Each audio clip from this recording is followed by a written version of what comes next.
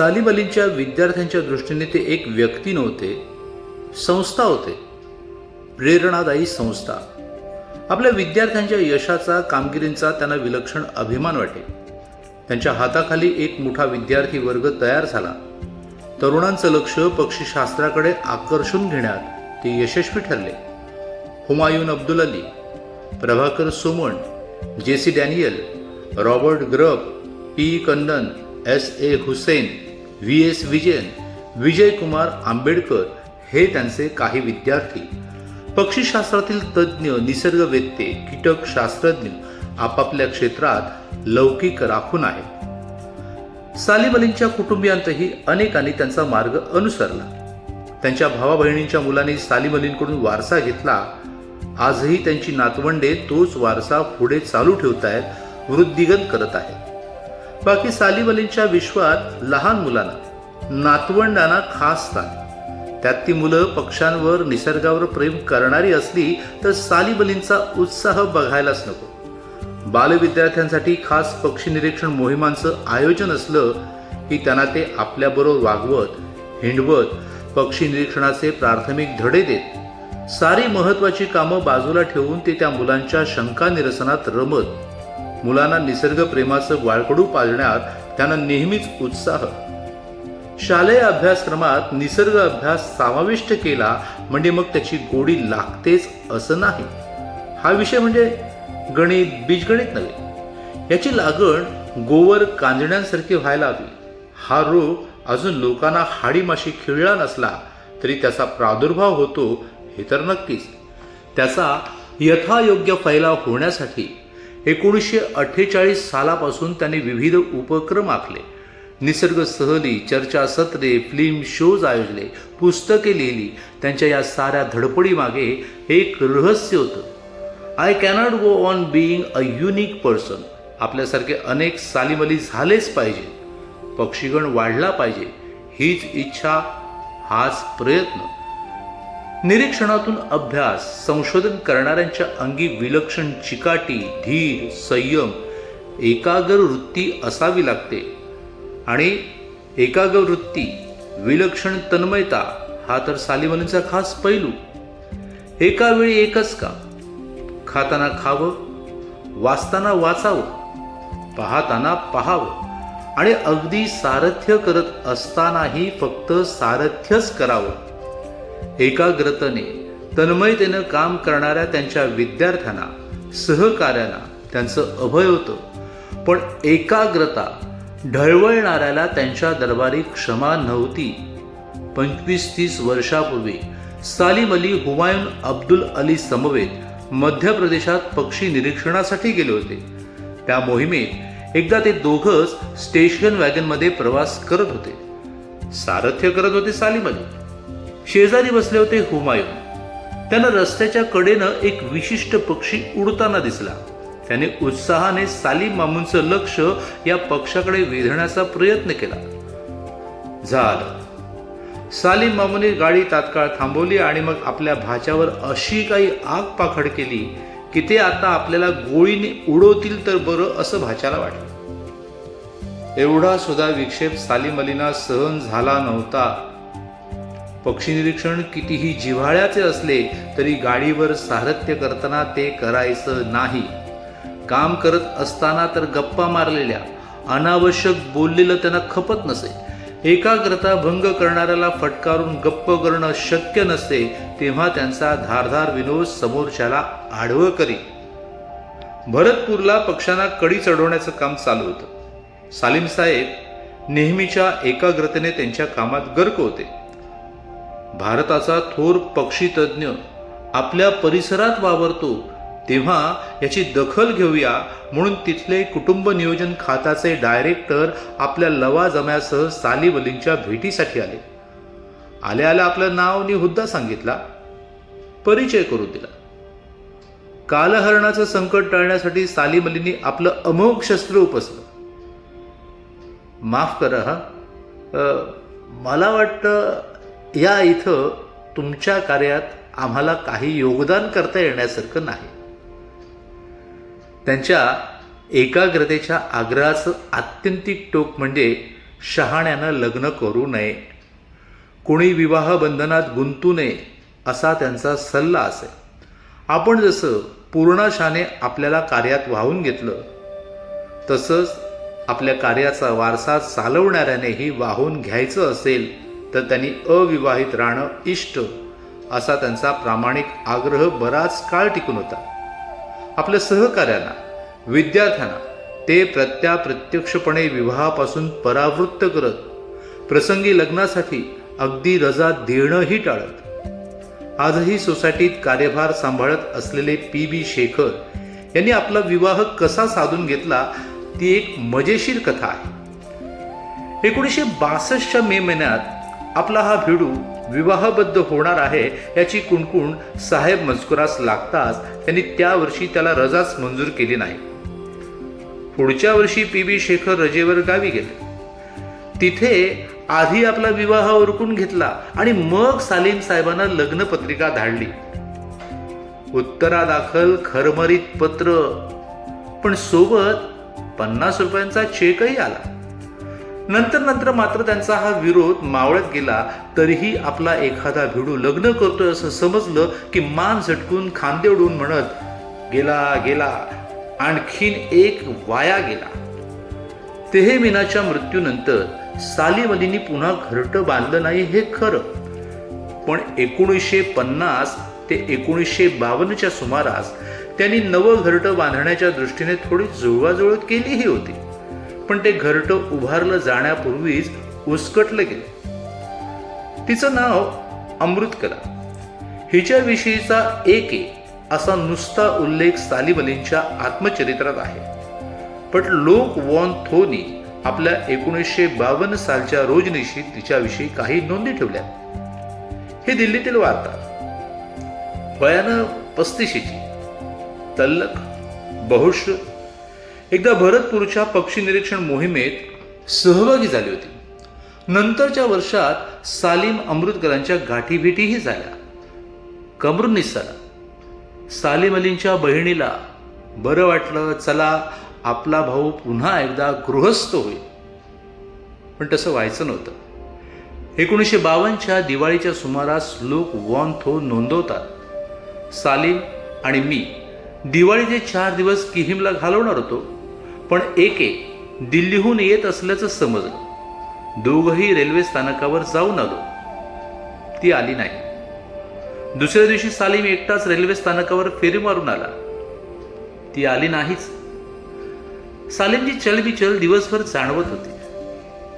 सालीम अलींच्या आयुष्यात उशिरानं उठलेला हा तरंग अहितकारक तर ठरणार नाही ना, अशी भीती लोक वॉन थोना वाटली. ती भावनाही त्यांनी आपल्या रोजनिशीत व्यक्त करून ठेवली. पण एकेला लोक वॉन थोच्या या भटक्या पक्षी मित्राबरोबर 3 दगडं मांडणं कठीण वाटलं असावं. तो तरंग तिथंच विरला. हाती घेतलेल्या कार्याच्या आड त्यांनी त्यांचं खाजगी आयुष्य येऊ दिलं नाही की जात धर्म यांचा अडसर होऊ दिला नाही. एकूणच धार्मिक अनेकाबद्दल त्यांना आस्था नव्हती. पूर्व आयुष्यात अगदी विवाहपूर्व काळात अमरुद्दीन मामांच्या घरी असताना काय नमाज पडले असतील तेवढेच, आणि तेही मामांची राजी राखण्यासाठी म्हणूनच. एकदा तर अनावृत मस्तकाने नमाज पडू लागले. ही आगळी त्यांच्या आतेभावाने अदनान फतेह अलींनी लक्षात आणून दिली. तेव्हा मग इकडं तिकडं शोधाशोध करून हाताशी लागलेली हॅट डोक्यावर चढून त्यांनी नमाज पुरा केला. दिवसातून 5 वेळा नमाज पडणं असो किंवा जैन धर्मियांचं मुंग्यांना खाऊ घालणं असो, त्यांच्या बुद्धिप्रामाण्यात अशा गोष्टींना थारा नव्हता. धर्माच्या नावाखाली चालणाऱ्या ओंगळवाण्या गोष्टींना तर त्यांचा सक्त विरोध होता. 1975 साली भारत सरकारने सर्पाच्या आणि सर्प कातडीच्या निर्यातीवर बंदी घातली. परिणामी 1976 मध्ये मद्रासच्या गुदीत 10 लाख रुपये किमतीची सर्प कातडी पडून राहिली. सरकारी आदेश निघण्याआधी मारलेल्या सापांची कातडी पाडून ठेवण्यापेक्षा ती निर्यात होऊ द्यावी आणि त्यावर उपजीविका करणाऱ्यांची आर्थिक अडचण दूर करावी अशी रदबदली सालीम अलींनी सरकारकडे करावी अशी अर्जी घेऊन तामिळनाडूचा एक मंत्री त्यांच्याकडे आला. सालीम अलींनी सरकार पुढे या लोकांची बाजू मांडली तर सरकार पूर्वीच जमा झालेली कातडी निर्यातीसाठी मुक्त करण्यास राजी होईल अशी खात्री मंत्री महोदयांना होती. मंत्र्याची ही बाजू सालीम अलींना पटली. पण या प्रसंगी बोलण्याच्या ओघात त्या मंत्र्यांनी एक घोड चूक केली. त्या लोकांची बाजू मांडताना तो बोलून गेला, हे लोक आपल्याच म्हणजे मुस्लिम धर्माचे आहेत, त्यांचं नुकसान वाक्य पूर्ण करण्यापूर्वीच अलींनी त्यांना रोखलं. वाक्य पूर्ण करण्याची संधी न देता त्याला बाहेरचा रस्ता दाखवला. कोणत्या धर्मियांसाठी वजन खर्ची करायची तयारी नव्हती, तशीच काळ्या गोऱ्या वर्णाचाही त्यांना गंड नव्हता. त्यांचं अर्धाधिक आयुष्य गेलं होतं ब्रिटिश राजवटीत. त्यांच्या अभ्यासापायी अनेक गौरवर्णी पक्षीतज्ञात वावरण्याची संधी त्यांना मिळाली होती. इंग्रजांच्या शिस्तप्रियतेचं, गुणग्राहकतेचं, वक्तशीरपणाचं कौतुक त्यांना होतं. इंग्रजी भाषा तर त्यांना अति जिव्हाळ्याची, पण म्हणून गोऱ्या वर्णाला सर्वगुण संपन्न समजून गुन्हे माफ करण्याच्या न्यूनगंडाने त्यांना पछाडलं नव्हतं. उलट उर्मट कडवट ब्रिटिशांबरोबर वागताना त्यांचं भारतीयत्व उजळून निघे. ज्या ब्रिटिश पक्षीतज्ञांची भारतीय स्वातंत्र्याविषयी विरोधी मते होती त्यांना ते सरळ ऐकवत, आपण एकमेकांची मतं बदलवू शकू असे नाही. त्यात वेळ खर्च करण्यापेक्षा पक्षी अभ्यासावर एकमत होऊन आपण काम संपवूया. स्वातंत्र्याच्या चळवळीपासून ते अलिप्त होते. मौलाना शौकत अली, सरोजिनी नायडू, पंडित जवाहरलाल नेहरू अशा सारख्यांच्या सहवासात येऊनही ते चळवळीत उतरले नाही. त्यांच्या मोठ्या भावाची पत्नी मामा अब्बास तय्यबजी, भाऊ जाबीर वगैरे नातेवाईक प्रत्यक्ष स्वातंत्र्य चळवळीत होते, कैदेत होते, पण सालीम अली त्यापासून अलग होते. आपल्या कार्यक्षेत्राबाहेर गेले नाही. मात्र 15 ऑगस्ट रोजी पहिल्या स्वातंत्र्य दिनी त्यांनी स्वहस्ते सोसायटीवर तिरंगा फडकवला. महात्मा गांधींच्या हत्येविषयी त्यांच्या मनात कोणते विचार उठले याची साक्ष त्यांनी स्नेहाला रेचलला पाठवलेल्या पत्रात मिळते. एका भारतीयानेच महात्मा गांधींची हत्या केली या शर्मेतून मान वर होत नाही. जातीय द्वेषाच्या या वातावरणात तोच काय तो एक आशेचा किरण होता. गेल्या 2 जागतिक महायुद्धांमुळे एक गोष्ट सिद्ध झाली, माणूस स्वतःची हाव निस्वार्थ कधीच सोडणार नाही. तो स्वतःच्या अनुभवातून कधीच शहाणा होणार नाही. स्वातंत्र्योत्तर काळात त्यांच्या खांद्यावर सोसायटीची जबाबदारी पडली. ती पेलत असतानाही अनेक काळ्या गोऱ्यांशी त्यांचा संबंध आला, पण त्यांची वागणूक सर्वांशी समानतेची होती. त्यांची कोणाशी स्पर्धा नव्हती. कसलं वैफल्य त्यांच्या पदरी नव्हतं. तत्वाला मुरड घालून कोणाला खुश राखण्याची भीड त्यांना कधीच पडली नाही. 1943 ते 44 या सुमारास सालीम अली भुज प्रदेशात पक्षी सर्वेक्षण करत होते. त्यावेळी महाराव विजयरावजी गोऱ्या साहेबाला आपल्याला भिन्न वागणूक देतात हे लक्षात येता क्षणी त्यांनी संस्थान दरबारी निषेध नोंदवला. पुन्हा म्हणून राजवाड्याच्या प्रवेशद्वारी गेले नाहीत. हेच सालीम अली एखाद्या वनरक्षकाच्या विनंतीला, त्याच्या समवेत फोटो काढण्याच्या इच्छेला तात्काळ मान्यता देऊन फोटोसाठी उभे राहतात. प्रसिद्धीच्या झोतात राहण्यासाठी, प्रसार माध्यमातून झळकण्यासाठी त्यांची कधीच धडपड नसे. कोणी एखाद्या समारंभाच्या अध्यक्षपदासाठी त्यांचं नाव सुचवलं तर त्याला मान्यता देण्यापूर्वी चौकशी करून स्वतःची खात्री करून मगच होकार देत. मग ते अध्यक्षपद बॉम्बे एन्व्हायरमेंट ॲक्शन ग्रुपचं असो की इंग्रजी पत्रिकारिकेतील डेरिल डिमॉन्टेची पुस्तकं प्रकाशन समारंभाचं असो.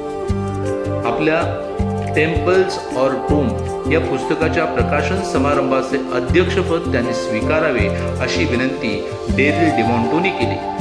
ते राजी झाले, पण एका अटीवर. आधी डिमॉन्टेनी त्यांच्या पुस्तकातीलच 1-2 प्रकरणं वाचून दाखवावी. तशी डिमॉन्टेनी वाचून दाखवली. मग सालीम अलींनी समारंभाचं अध्यक्षपद भूषवलं. सालीम अलींच्या आयुष्यात त्यांना त्यांच्या कार्याचा, अभ्यासाचा, ज्ञानाचा, चळवळीचा गौरव झालेला पाहायला मिळाला. अनेक पुरस्कार, पदव्या, मान सन्मान त्यांना लाभले.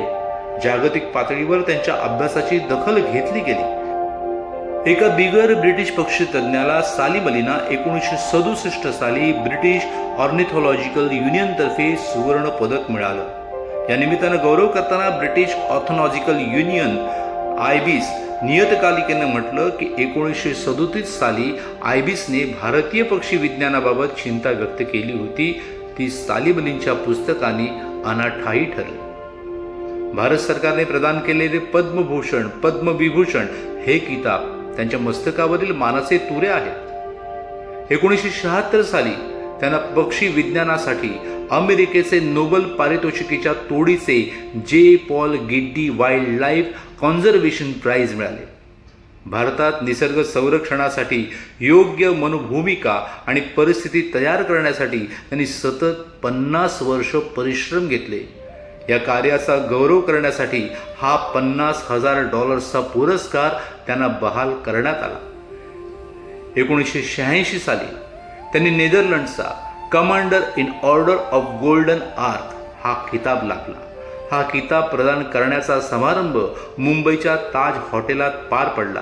या समारंभाचं वैशिष्ट्य म्हणजे उपस्थितांना वॅडन सी बर्ड पॅराडाईज ही फिल्म दाखवण्यात आली. ती पाहताना वृद्ध सालिम अलींना विशेष आनंद झाला. 35 वर्षापूर्वी नेदरलँडमधील हे स्थान पक्षी अभयारण्य म्हणून घोषित व्हावं यासाठी त्या शासनाला सालिम अलींसह अनेक पक्षी तज्ज्ञांच्या सह्याचं विनंती पत्र गेलं होतं. ते अभयारण्य पडद्यावर पाहताना ते सुखावले. या प्रसंगी भाषण करताना ते म्हणाले, या वयात पुरस्कार मिळाला काय, न मिळाला काय, काय फरक पडतो. यापेक्षा आता तरुणांना प्रोत्साहन मिळण्याच्या दृष्टीने प्रयत्न व्हावेत हे बरं.